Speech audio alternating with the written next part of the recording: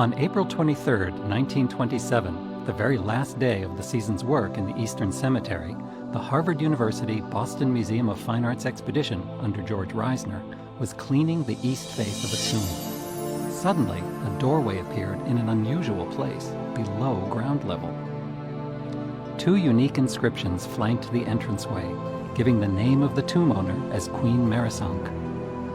The date of Merisande's death is recorded on the right as year 1, first month of the third season, day 21, of an unnamed king.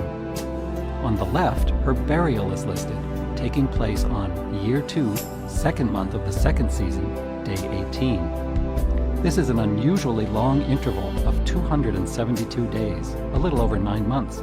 But who was the king? Climbing in through the door, on top of a hill of debris, the excavators gazed upon one of the most colorful sights they had ever seen, a beautifully carved and painted subterranean chapel, consisting of 3 separate rooms, 20 engaged statues, and a burial shaft. Usually, such chapels were located above ground, in the core of the tomb's superstructure. Merisande's chapel is one of the most important of all at Giza. Along with its spectacular color, it shows a wide variety of scenes of funerary ritual in daily life, and key information for reconstructing the genealogy and history of the royal family of the 4th dynasty. On the east wall of the main room, we see scenes of busy activity, including, from top to bottom, offering bearers from estates, bird trapping in the marshes with a clap net, and processions of livestock.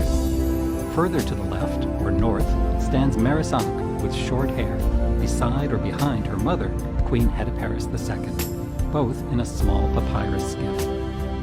The two women are pulling up papyrus plants in a ritual associated with the goddess Hathor. Behind them stands the portly figure of Merisande's father, 𝐄𝐥, eldest son of King خوfo, who for some reason never reached the throne to become pharaoh. Passing the 2 pillars, showing beautiful standing images of Merisande, we enter the north room, which contains 10 engaged female statues. The only inscription here, above them, mentions Merisande. An interesting scene appears on the west wall, where Merisande's mother, Hetepheres II, wears a robe with high, pointed shoulders. Note the yellow or blonde hair or wig coloring outlined with red guidelines. Merisande follows in elaborate dress, while her son, the well-known Maqberet, brings up the rear. The south wall has more offering bearers and produce, but also some interesting scenes of furniture, a carrying chair, sitting chair, bed canopy, and headrest. Niche statues of 6 unnamed men, all seated cross-legged in the pose of scribes, adorn the lower part of this wall. The group of 4 scribes was not carved, but cemented in place. In an unusual touch, 2 of the artists are actually named in hieroglyphs on the south and east walls. In the western room, the decoration was never finished. 2 pair statues oversee the mouth of the burial shaft, which leads down to the burial chamber, extending to the west, not to the south, as was more typical. Here lay the queen's sarcophagus, accompanied by 4 limestone canopic jars for her internal organs and a few other small objects.